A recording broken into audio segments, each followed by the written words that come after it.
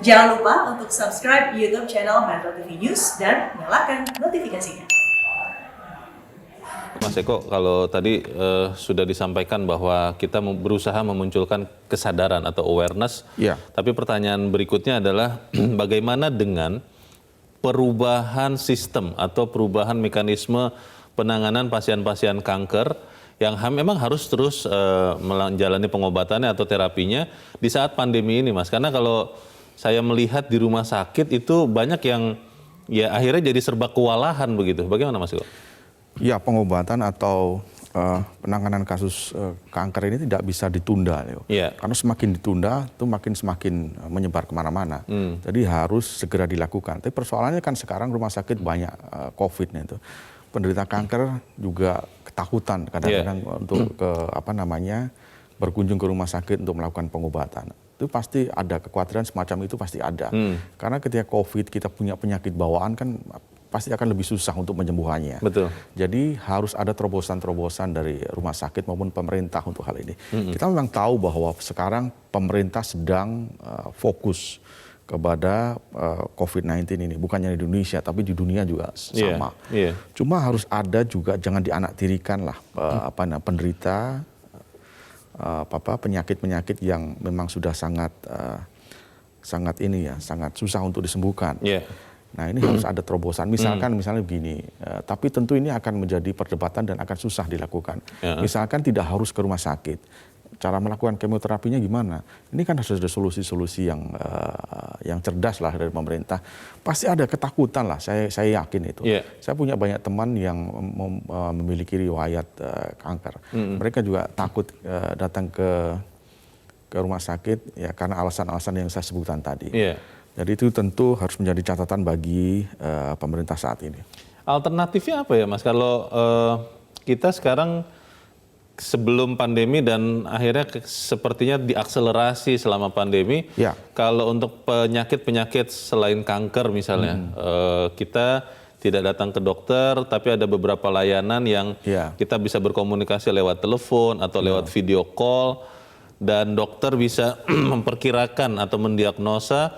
Dan nanti akhirnya kalau memang kita perlu pengobatan, kita entah dikirim obatnya atau kita bisa datang langsung, tapi menghindari tatap muka. Tapi kalau kanker ini kan susah. Sepengetahuan saya kan harus datang karena banyak alat yang memang tidak mungkin datang ke rumah begitu karena mungkin besar, mungkin mahal juga.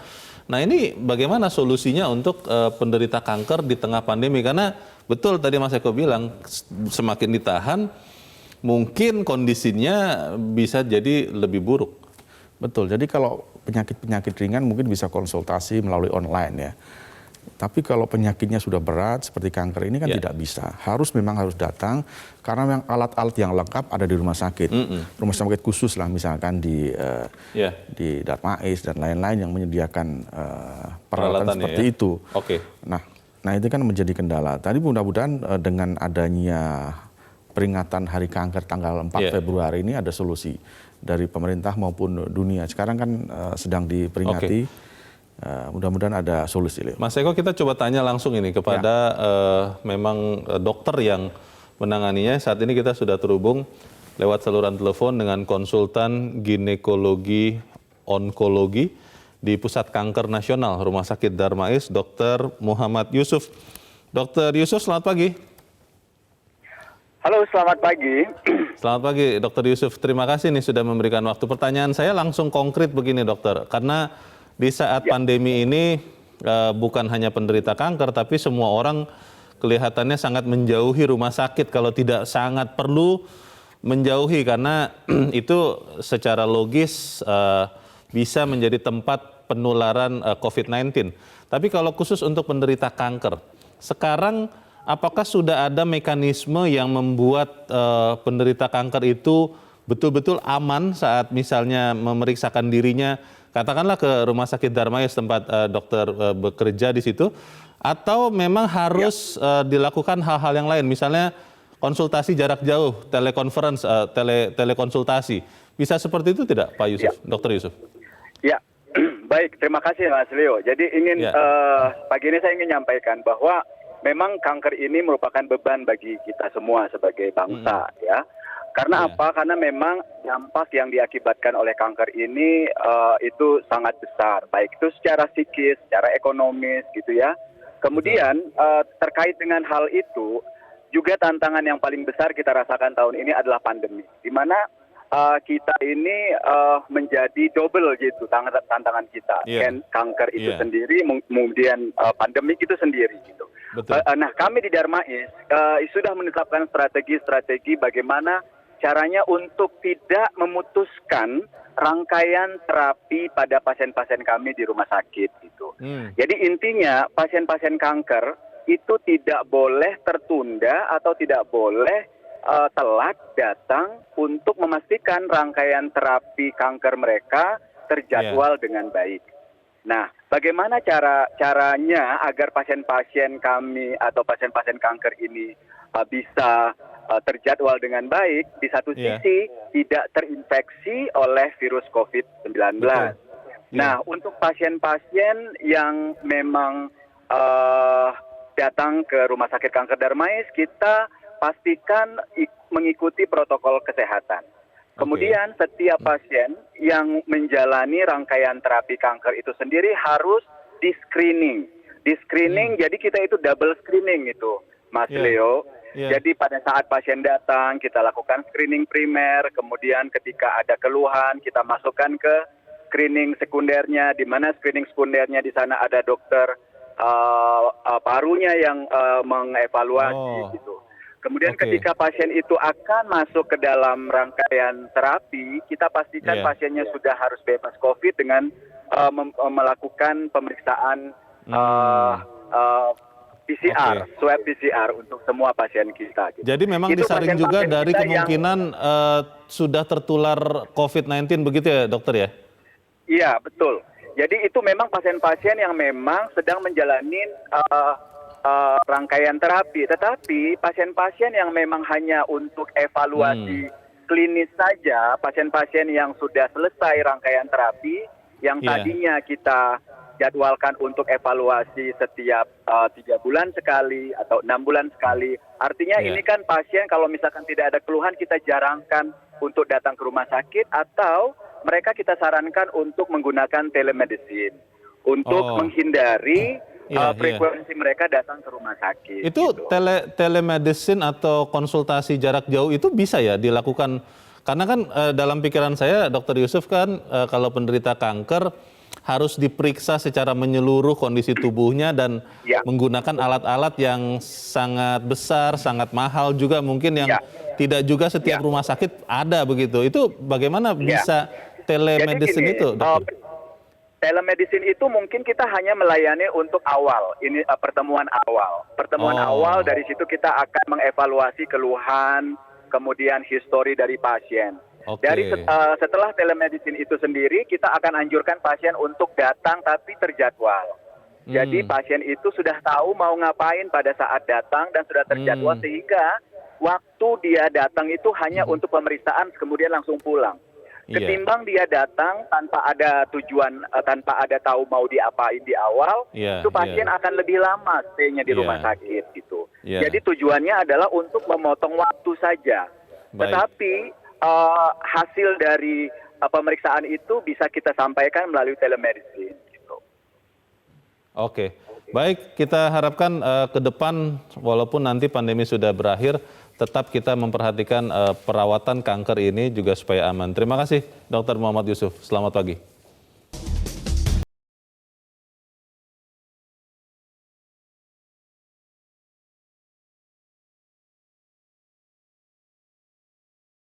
Anda masih bersama kami di Editorial Media Indonesia. Mas Eko, kita coba dengarkan pendapat pemirsa kita, Mas. Kita sudah terhubung dengan pemirsa Metro TV di Cirebon, Jawa Barat. Ada Ibu Indra. Bu Indra, selamat pagi.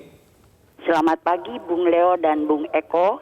Assalamualaikum warahmatullahi wabarakatuh, Metro TV. Waalaikumsalam warahmatullahi wabarakatuh. Bagaimana Bu Indra pendapat Ibu, kanker dan pandemi, bisa tidak kita, Bu? Iya, ini kanker dan pandemi menurut pakar ginekolog dan onkologi yang tadi berkomentar gitu ya, narasumber kita mengatakan harus holistik dan komprehensif. Nah, ini dialami sendiri oleh anak ibu penderita kanker, ya sebelum pandemi, ya kami kan bisa pilihannya penyembuhannya hemoterapi atau tidak hemo. Kemudian ada juga yang tidak hemo, herbal atau medis. Nah, kami nurut istilahnya oleh kepada dokter yang memang kredibilitasnya sudah bisa diandalkan gitu. Dan anak ibu bersemangat sampai dinyatakan sembuh, Bung Leo. Nah, tapi ini ada gangguan lain. Iya, tidak bisa BAB. Jadi, kebetulan waktu itu penyembuhannya di Jakarta. Setelah dinyatakan sembuh di Cirebon, ada gangguan lain. Oleh dokter ini dinyatakan di Cirebon ada usus yang rapat, yang nempel begitu. Itu harus dipotong. Nah, tapi ini dua dokter ini kami sih nurut saja. Iya. Bu Indra, kalau dalam kondisi sekarang Bu, pandemi ini, bagaimana Bu? Ini mempersulutkah atau ada cara lain yang memang sudah disiapkan untuk pengobatan anak ibu atau bagaimana Bu? Enggak, ini yang sekarang ini, ya. Kalau dalam keadaan penting, yang penting dokter siapapun yang berwenang siapapun menerangkan dengan jelas dan transparan apa yang harus dilakukan. Yang bikin bingung itu, Bung Leo, kalau kami bingung apa yang mesti dilakukan begitu.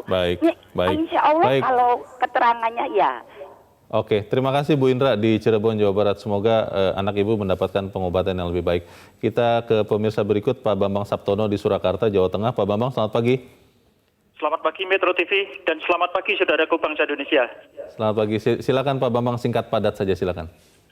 Menurut Badan Kesehatan Dunia WHO, bahwa kanker merupakan penyakit mematikan tertinggi di dunia. Perlu menjadi perhatian kita semua, seperti yang disampaikan oleh Global Cancer Observatory, bahwa pada tahun 2018, jumlah penderita kanker mencapai 18 juta orang, dengan jumlah kematian sebesar 9,5 juta orang, yaitu setiap tahunnya, Mas. Artinya apa? Setiap 2 detik ada 1 orang baru menderita kanker. Dan di setiap 3 detik ada 1 orang meninggal dunia karena kanker. Sementara penderita kanker di Indonesia mencapai 348.000 kasus, total kematian 207.000 kasus, artinya separuh lebih. Oleh karenanya Mas, dengan peringatan Hari Kanker Sedunia pada 4 Februari hari ini, mampu meningkatkan kesadaran masyarakat terhadap kanker dengan melakukan pencegahan, kemudian deteksi, dan pengobatan kanker. Hal ini bertujuan untuk menekan angka kesakitan dan juga kematian yang diakibatkan oleh kanker.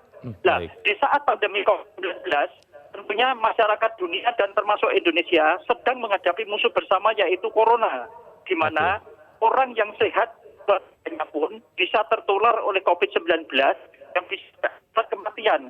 Apalagi orang yang memiliki penyakit penyerta seperti kanker dan sebagainya, maka akan memiliki resiko yang lebih tinggi. Untuk itu Mas, yang tetap bisa kita lakukan sekarang ini, mari menjaga diri agar selamat dari ancaman COVID-19 dengan untuk mentaati protokol. Silahkan untuk yang sedang terjangkit kanker atau penyakit yang lain, minimal dilakukan secara online atau dengan dokter spesialis yang sekarang ini praktek di rumah-rumah. Karena di rumah sakit benar-benar penuh. Terima kasih, Mas. Terima kasih Pak Bambang di Surakarta, Jawa Tengah. Selamat pagi, Pak. Kembali lagi, Mas Eko, pertanyaannya adalah, tadi kan kita berbincang dengan Dr. Yusuf yang ada di Rumah Sakit Pusat Kanker di Jakarta. Nah, pertanyaannya adalah bagaimana dengan penderita-penderita kanker di Indonesia, di luar Jakarta, di luar Pulau Jawa, yang mungkin benar-benar terabaikan saat ini karena semua tenaga kesehatan sedang berjuang, berkonsentrasi menghadapi COVID-19. Bagaimana Mas Eko? Iya, itu problem untuk pelayanan penderita kanker di Indonesia. Lihat saja tadi Bu Indra saja anaknya harus berobat ke Jakarta. Apalagi di daerah-daerah yang sulit terjangkau. Jadi mungkin kalau di provinsi-provinsi yang besar, misalkan di Jakarta, di Jawa Timur, mungkin bisa lebih fleksibel lah ya, bisa dengan apa yang dibicarakan dengan Dr. Yusuf itu. Tapi kalau di daerah-daerah yang tidak mempunyai tenaga ahli seperti di Jakarta, di Surabaya dan kota-kota besar, tentu akan kesulitan. Jangankan untuk berkonsultasi ya, Datang aja pasti tidak akan mungkin karena satu ketakutan, kedua fokus ke pandemi COVID. Jadi mungkin harus ada hal-hal yang yang konkret yang bisa dilakukan oleh pemerintah. Intinya adalah betul bahwa penanganan COVID di Indonesia sekarang menjadi fokus utama pemerintah. Tapi jangan juga mengabaikan pelayanan penderita kanker dan penyakit-penyakit lain yang sekarang diderita oleh bangsa ini. Pertanyaannya Mas Eko, bagaimana itu bisa benar-benar terwujud? Karena nanti juga kalau kita lihat di lapangan, apakah kita bisa melaporkannya? Tapi kita harus jeda dahulu dan pemirsa tetap bersama kami. Editorial Media Indonesia segera kembali.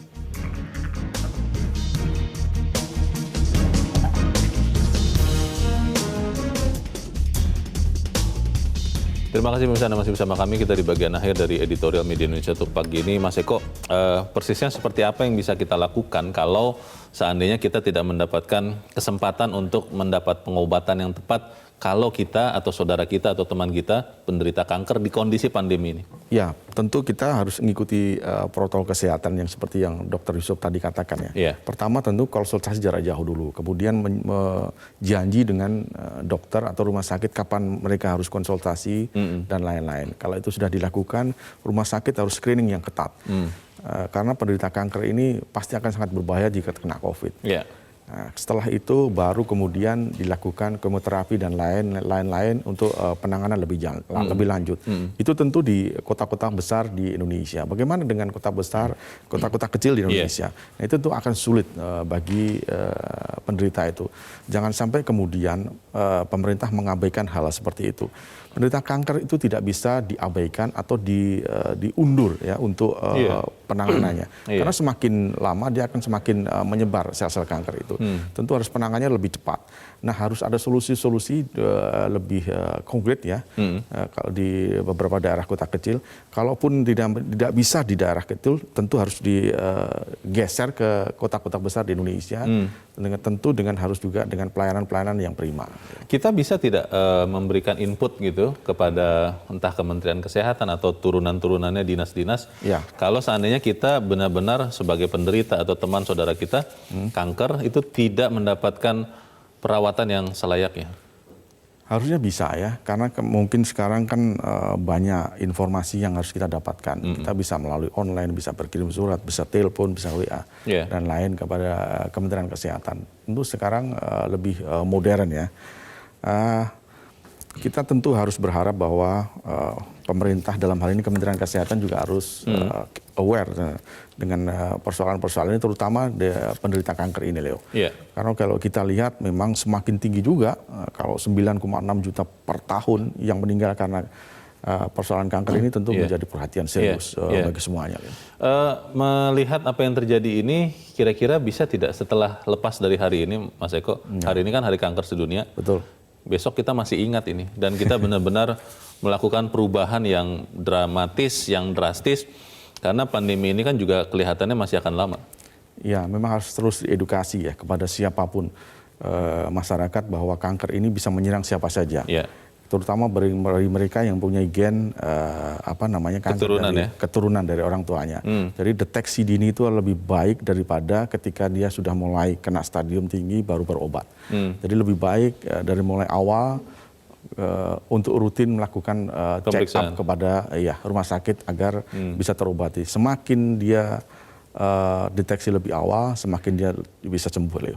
Oke, kita harapkan itu, dan juga fasilitas kesehatan juga benar-benar bisa memfasilitasi para penderita kanker di tengah pandemi. Mas Eko, terima kasih sudah hadir di tempat ini. Selamat pagi, Mas. Pagi. Pemirsa, tema besar Hari Kanker Sedunia tahun ini adalah I Am and I Will, dengan subtema Together All Our Actions Matter. Tujuannya tentu saja satu, yakni dunia yang lebih sehat tanpa kanker, tanpa corona. Eloknya melawan COVID-19 tanpa menganaktirikan penderita penyakit lain termasuk kanker. Dan pemirsa, demikian akhir dari Editorial Media Indonesia pagi ini. Saya kembali bergabung bersama teman-teman Sarah Wayne dan Jason Sambo. Teman-teman silakan.